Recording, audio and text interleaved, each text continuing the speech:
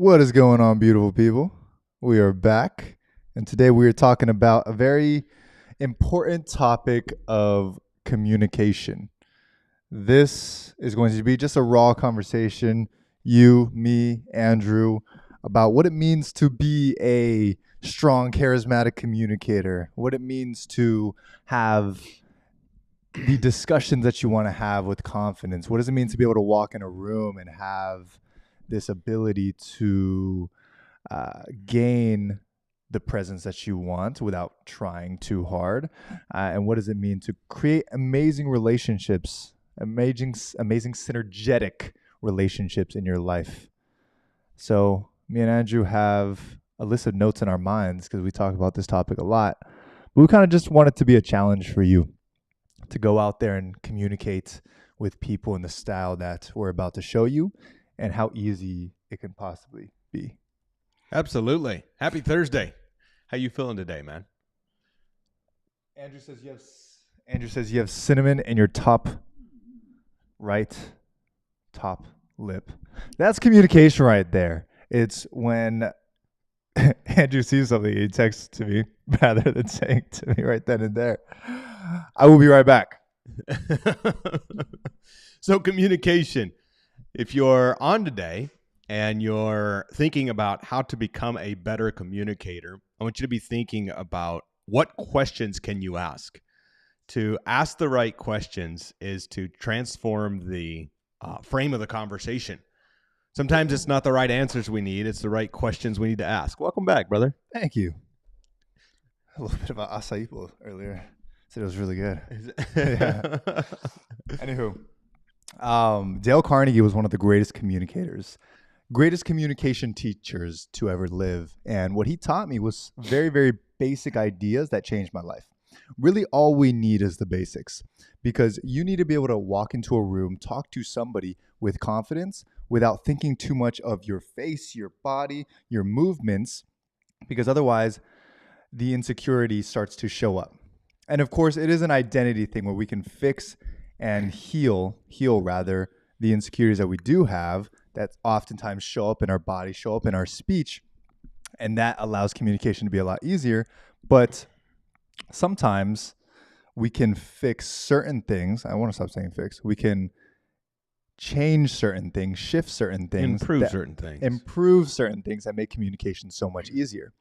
For example, number one, when you simply smile, when you simply learn to give other people energy around you, you smile, right? Because I can understand that if I'm mugging it, as I usually do, I naturally do, the other person sees that and they say immediately in their mind, hey, this man might not be very friendly, or he might not be a very nice person, or I don't want to talk to them.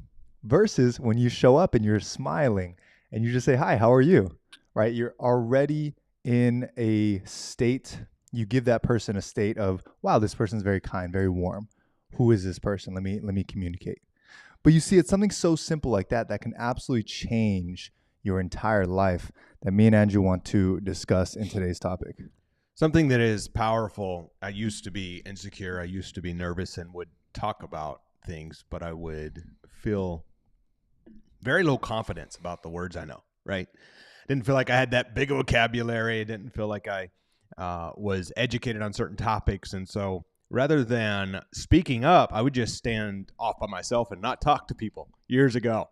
And what happens is, as we start to become confident, number one, it is understanding that we're asking the right questions. And number two, it's understanding that it's not so much about the words we know. They actually talk about in studies that if you speak in third grade level, that you make better connections with people than when you try to use big fancy words. And I think that's a very interesting study that was done. And you start watching that in politics, you start watching that in education, you start watching that in videos you watch, and simple is often better. But something else you was just talking about, Leo, is communication is so much more than the words we say. It's the way we carry ourselves. It's the way we smile. It's the way we connect. It's the heart. It's the feeling. So a little bit of body language things to think about is if you're comfortable in your body, typically the other person can get comfortable as well. Like if you're not comfortable and you're very stiff in your body and talking to them, they feel stiffness. Doesn't matter what you say, the words come out, but it's stiff. Everything's stiff if your body is stiff. So when you go to an event, when you go to a party, I'm talking to a lot of entrepreneurs here. So when you go to a networking event or a dinner or whatever it is, first thing you do is meet the host or meet whoever's welcoming you in. Welcoming you in. That's a big word. Yeah, it is a big word. It's a fifth grade word. We stay at third grade level. And you get comfortable and you find a place to sit down, grab a water, and you get comfortable first. Because that allows you to look at the exits, look at the people, who are these people, look at how people are communicating before you go into conversations or before you introduce yourself. That is my absolute rule of thumb. Anytime I go anywhere, is I make sure I'm comfortable, because if I'm not, I'm going to make other people uncomfortable. That's a powerful one. And something, Leo, I learned from you was at networking events, when we're talking to people, when we're going around, when we're meeting people, is go find the people like I used to be, the insecure person or the person who's not talking to anybody or the person who's struggling to make friends. And you go find people who aren't currently in conversation and start connecting with them. And it puts you in a whole different playing field because it's practice, it's reps. And I think it comes back down to what you were just talking about, which is confident, which is clarity, which is knowing who you are and knowing the gifts that you have and that you're grateful to be there. Yes, you're humble, but you're not insecure about it. So to be confident, to carry yourself with swagger is a big change. I like swag. Swag is important. By the way, guys, Q&A. Ask as many questions as you want. Today, me and Andrew are just chilling. Yesterday, we did a Bible study, and we just want to have fun with you guys. But swag is important. Swag was a word that was used very heavily over the past, or last 10 years prior to that. And it's a real thing, though. It's like you calling me old. Your personal style. It's the way that you show up. And when you can find that, authenticity, that part of you, your superpowers that you want to shine, then people start to say, wow, this person's original. Or wow, who is this person? They got something about them. And that becomes your own style of influence, right? It's personality, it's swag, however you want to call it. But you want to find that every single day. It should be something you study, just like you might study marketing, just like you might study history. You want to study yourself. And the more you study yourself and the more you begin to like yourself, the more charisma you start to have, because that charisma is that party that shows up. They're like, hey, this is who I like. This is who I'm going to show up as. And I know I'm okay. I know that I'm secure in myself and I like me. So I give myself ability to like you. Yeah. You know what I mean? And I don't feel threatened by you. I don't feel threatened by anyone in this room. So I'm so comfortable that you make other people start to feel comfortable because I can lift you up. Where did that come from for you? Because that's something, when I first met you, I know you wasn't confident like you are now, but even as the very young man that you were when we first connected, you walked into rooms and you would still be introducing yourself to people. So how did you grow into that man at such a young age? And then, of course, now to be confident and secure as well. One of the biggest things was at one of the events that we met. Yeah, I realized how insecure a lot of those men were. They had so much money, but they were so insecure. Yeah. And for me, I didn't have a lot of money, but I was very secure in myself. So I remember going up to them, just talking, just like having a great time, lifting them up. And it just clicked to me. Like some people never get that. Some people never get the self-security. Yeah. And instead they get a lot of money and they start to think that makes them secure, but they're very fragile, right? Which is a really cool thing. It's a sad thing. Yeah. As I've grown older, I'm like, that's sad. Let's fix that, right? So, of course, we do that for a lot of people now. But I was raised by a very confident, mother and sister who were very confident themselves. So they, I would see how they talk to themselves. I was like, oh, okay, no wonder they, they like themselves. And I started to just mirror it in a sense of like, hey, they never talk down on themselves. To the people they like, they always talk up. So I'm like, okay, good principles. So I always did that for myself. And then my mom always taught me, never put yourself lower than anyone and never put yourself higher than anyone. Meet everyone where they're at. That's a good thing to take home. That's a good thing to live by. 100%. So if you guys can do that, like if you can meet someone and just say, hey, they also, when they eat the craziest foods, have a midnight wave on their stomach and sit on the toilet for 2 hours. Like that's honestly what I told myself. Like, hey, this person who has so much money also shits their pants when they have a really bad diet. And I would meet them where they're at. I'm like, hey, we're the same person. You've been struggling lately. And I was able to then in that such a crazy analogy, but that's honestly what I used to do. It was like, hey, we also do this, or you also have something you could cry about. You also have struggles. So we're the same human. We're the same species. So I would never put myself under them or over them. I would meet them always where they're at.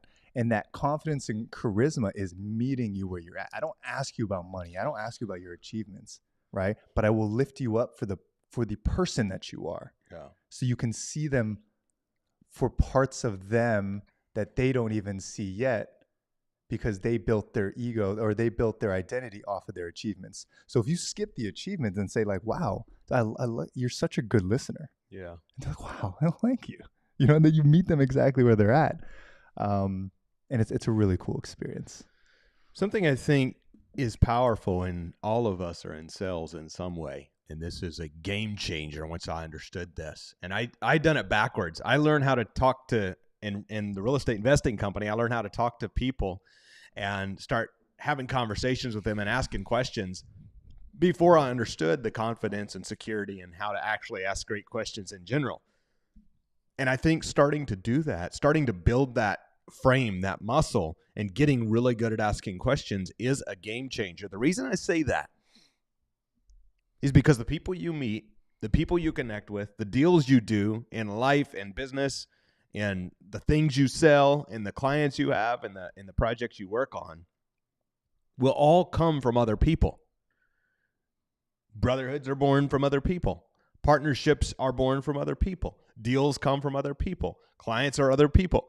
And so when I started to learn that it was all about being a guide doesn't just go around telling people things all the time. If you only tell, it's only what's in your brain that is coming out. But if you ask great questions, your brain is taking what it knows and multiplying it by the other people you talk to. In other words, if Leo and I are having a conversation and I'm like, hey, bro, I think this and this and this and this and this, and I walk off, like all that was happening there was my brain getting information out. But if I say, hey, Leo, I was thinking this, what do you think about this? Boom, now his brain is also giving input. Now we're both getting smarter for it. So imagine you go around and you make it a habit of always asking great questions. You always ask people questions about their life, their business, whatever the things are, the appropriate conversations are for where you are. That begins to multiply your connections. And the more your connections are multiplied, that's where money comes from. That's where wealth comes from. That's where, frankly, love and good connections and relationships and your soulmates, everything will come from communication. Communication equals wealth. Communication equals relationships. Communications is what really opens the door for everything we do. I think, though, a lot of people have not fully learned the essence of listening. And when you do, you start to listen to almost every word, and you can start to heal people, because a lot of people will bring up their traumas in slight pieces. That's a good point. In the way that they answer. So you can be like, hey, I noticed you said that. What does that mean? Right? And you get tears like, as soon as you hear that, you ask them, like, what does that mean? Or tell me about that. Tears like levels or tears like cry? Like tears like cry. You know, it's like what I've noticed with communication, that it would be so cool if people could go back to this and learn this. But listening, let's just say it was a different word. Let's just call it listening, whatever. Listening is a skill set that you build. It's a muscle that you build when you start to not listen to respond, right? You listen to actually listen, and you show interest, because that's the deepest point of a relationship that you can build, is when someone is talking and opening up. That's the point where you actually give them the space to say, what do you mean? Or, hey, how do you feel about that? Yeah. Right? And every word they say, it multiplies the amount of trust that they have for you. Because if they can trust you with a little bit of their story, they could trust you with a lot. And once they trust you with a lot, now you're in an open space where I can guide you, I can heal you. And on the other side, you can really hurt someone. Yeah. So communication is a very powerful thing as leaders and as shepherds as you are, because if you learn to listen truly, that person's going to open up. They're going to open up to you, which gives you the ability to move it in a certain direction, guide their life in a certain direction, guide their decisions in a certain direction. Of course, if that person looks to you in that way. But if you can do that, then you can guide people where you want them to go as leaders. You can guide people into a sale. You can guide people to better their life. You can guide people to not make that decision or to make this certain decision by simply opening up your ears and listening, but listening more than just hearing it, but creating a space between you two where what you're saying is being heard and understood, and I'm showing you, because of my responses, that your words are safe. Every word is safe. That's how we got so close, was through that type of communication. 100%. And that scares the world. Yeah. When you can really understand things and listen to words, because words are key. Like, words are so incredibly important that now you have a skill set that is literally the greatest skill set in the world, which is to guide the most important thing in the world, which is word. And basically communication is guidance of word. Yeah. Which is crazy. It's powerful. And I think of this in public speaking fashion, whether it's ministers, presidents, leaders, speakers, trainers. There's a Bible verse that says, in the beginning was the Word. The Word was with God, and the Word was God. The same was in the beginning with God. Now, it goes way deeper, and we could talk about that in the book of John, but the power of the Word in the beginning was God spoke. If you go back to Genesis, and says, in 7 days he created, 6 days he created the heaven and the earth, 7 days he rested. He's done, except for humans, he breathed the breath of life into humans. But other than that, everything else, the birds were created. It says over and over again, God spoke and it was created. God spoke, let there be light, and there was light. The sun, the moon, all of these things came from word. And then God says, hey, by the way, you're my kids, and your word is power. Your word is power. And I think about this, you see it in the most high level ways when you're seeing, like, of course, countries, the leader of the free world. You look at a president right now with Trump being the president. One tweet, one post, one speech can make the stock market go up, can make the stock market go down, all because of word of anticipation of something that's going to happen because a leader said it was going to happen. And so all through a word, a spoken word, you see people all the time who change the energy of a room. They say, oh my goodness, Leo, I appreciate you today, man. You're a good brother. That's a much different level. And you walk down the road and somebody else goes, well, that looks stupid. Why'd you wear that? Totally different energy, right? And so massively different trajectories are created. So imagine you're a leader, a speaker, a trainer, hosting an event. You're hosting a community. You're a minister. You're whatever the thing may be where you're speaking, whether it's to one or hundreds or millions. You're speaking a word, and because of that word you got to speak, it come into the ears of someone else, and now their trajectory may be changed forever. All because you said, hey, let me connect you with this person.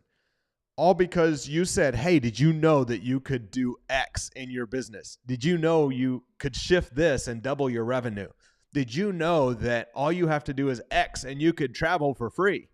And all because of a piece of knowledge that was shared through word, your whole life is changing. That is the power of words. 100%. So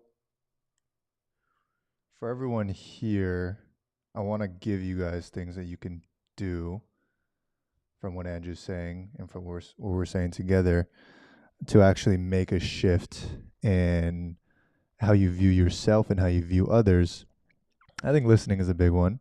Yeah. Paying attention to everyone's words that they're saying, because you can start to see a lot of underlying tones in what people are saying.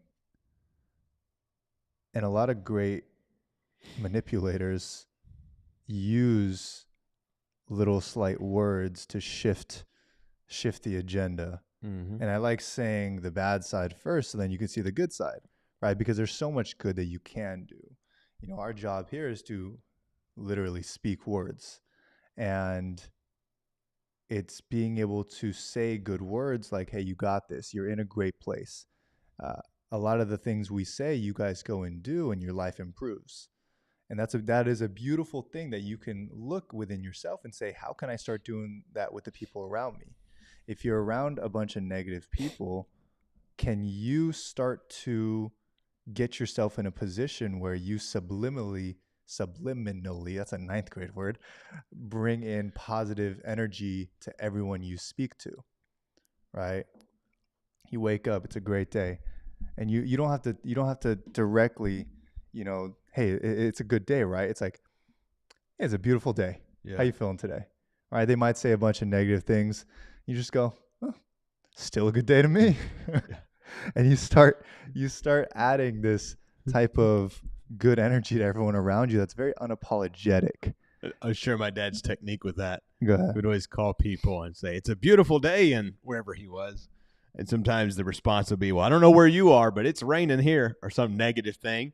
And he would always respond with, well, any day above ground's a good day. 100%. If you can go out and meet a couple people this week and just see the amount of impact your words can have, I think that's a great exercise. Big time. You just say, hey, I like your shoes today. Or I like that sweater. Where'd you get it? Or you just smile and say, I hope you have a great day. Because that person may not have heard those words in years. Years and years and years they didn't hear it. But finally you say it, random person. That person's going to go, thank God, say, God, thank you for sending me that messenger. But if you can just start understanding how powerful you are through the weapon of words, right? And then you look within yourself and say, you cross a mirror every single day. How are you speaking to yourself when you're passing that mirror? The way Andrew got so confident in himself was literally the mirror. He would say, wow, you look good today, for 2 years straight. Eventually I started to believe it. And eventually you started to believe it. And It it's was because weird. it's because you were told one day that you weren't Yeah. good looking, for example. And then you started to tell yourself, oh, I'm not good looking. Yeah. You start walking around, oh, I can't believe it. And then someone looks at you the wrong way and you're like, oh, of course I'm not good looking. And this is most people, right? You get told something and you go, and then years, oh, I'm not good looking. Until one day you learn that you decide how you are. You decide how you feel about what you look like. And this is just aesthetics. This is just how aesthetically you look. But then you start looking in the mirror like, wow, you look great today. You look amazing today. Or confidence. I'm getting so confident today. I feel so confident, right? And then now over time you start to believe it. And then you start to realize that I could do that for other people too. Yeah. And then you change your own life and other people's life in your own world by speaking good word into people and into yourself every day. Like if people can just understand that, I think a lot of great things would happen for the I think world. that's a game changer. And I love getting to share with you guys. I see Bill on. Jonathan, nice to see you. Mary, nice to see you. Mimi. Matthias, I see Matthias. I hadn't seen you for a while, brother. Nice to see you, my friend. We got a good crew in here today. I'm grateful for you guys. And when we get to show up, we are better together. And change happens one step at a time. And I'm grateful. Every day we get to get better with our words by showing up here and having fun with you all. Absolutely. Is that an outro? Not necessarily. Is that a perfect outro? I want to keep going because I want to come back to this one. I want this one to be one where people come back to. Start practicing your words like literally right now. Like say out loud to yourself, I feel really good. I feel really good today. Like, wow, today's a genuinely beautiful day. And then talk to other people and say like, hey, what's good in your world? Yeah. All right. Stop saying like, how are you? Right. How are you? If it's genuinely just how are you as in hello, perfectly fine. But start framing everything as good. Everything's good because you see everything as good. If it is your perspective, it's your rose lens that you have on, then you can invite everyone else to see the world like you do. I think it's a beautiful thing. I invite everyone to see the world as I see it because I love the way I see the world. Yeah. I see people and I say, wow, they have a superpower and they have a whole story in their lives and they're probably doing some great things. Yeah. And the people who are in a terrible position, you say, hey, they've had a couple rough patches, but they haven't met someone yet that could show them a new perspective. What a great thing. So invite other people to see your perspective. Hey, isn't it such a great day? And if they start Debbie Downing and say, hey, it's a great day. Did you wake up today? Yeah, I know. I woke up today. That's a great day. Oh, blah, blah, blah. No, it's a great day. And you start just putting that on to everybody.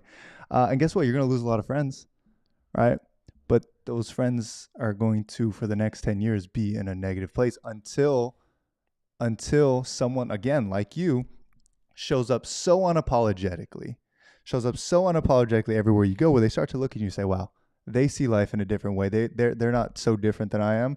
I can maybe start talking like they do. Yeah. Everyone just needs an inspiration. Everyone needs some type of mentorship, even if it's not direct. I think it's a powerful thing when, we change our words, we change the way we talk to ourselves, we change the way we think about things. When someone comes to me and says that they're broke, uses the B word that we don't use, I will say, you mean you're temporarily short on cash? Someone comes to me and says, I'm struggling with this and I'm not feeling well. I always begin to take it in and figure out how I can turn it to become more positive. Why? Because that's how I talk to myself. That's how we talk to ourselves. That's how we inspire the people around us, is by constantly lift up. The Bible talks about that. It says to speak words of life. It says that life and death is in the power of the tongue.